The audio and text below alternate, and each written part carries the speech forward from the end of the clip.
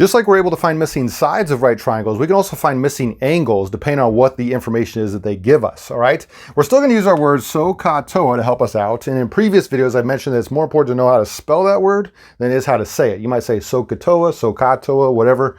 But you need to know that the S, or the sine, has an O and an H. The cosine has an A and an H, and the T has O and A, or tangent has O and A, and that stands for opposite, hypotenuse, and adjacent. All right, you need to know what those things are. I've talked about those in previous videos.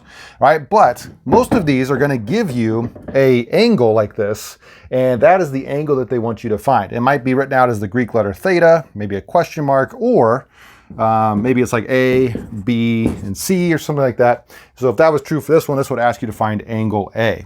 All right, now compared to that angle, just like before they used to give you an angle when you're finding a missing side, compared to this angle, we have to know, are we working with the opposite and hypotenuse, the adjacent hypotenuse, or so on? And they have information on this one with the adjacent side and the hypotenuse. So adjacent and hypotenuse, that is going to be my cosine. So for this one, I'm going to say cosine of either theta, or I could say A. I'll use A for this example. And like before, I'm going to make a fraction, which is the A over the H, the adjacent 5 over the hypotenuse 7. Okay, then we get to let our calculator do all the work for us. Now, you've probably found where your sine, cosine, and tangent button is by now. And above that, you might have in the same color as your second or shift button. It's going to say sine, cosine, or tangent with a little -1. That stands for the inverse cosine or inverse tangent or whatever one you're using. In this case, we're going to use the inverse cosine to help us find A. So to do that, we're going to set this equation up where I'm going to say that A is actually going to equal the inverse cosine of 5 over 7.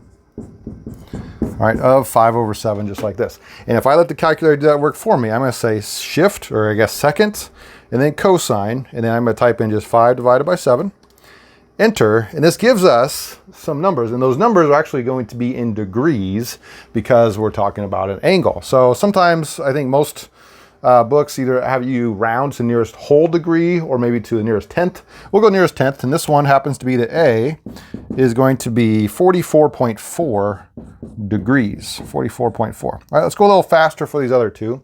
This one's asking for this angle theta. I'll say that Greek letter there. And I have the opposite and the adjacent. So this is going to be my tangent, opposite and adjacent. I'll say tangent of theta is the opposite 4.1, got ahead of myself there, over 6. And so I can say that theta is going to be the inverse tangent of that 4.1 divided by 6. Let's type it in. Inverse tangent of 4.1 divided by 6. And I get theta is 34.3, and that's in degrees. All right, last one over here. Compared to this theta, I have the opposite and the hypotenuse. So this is going to be my sine function. I had to do one of each, right? So we're going to say sine of theta is going to be the opposite 3 over the hypotenuse 10. And again, I can say that theta is going to be my inverse sine of 3/10. And let's try that one. Second sine, 3 divided by 10, and I get 17.457. So let's go 17.5 here.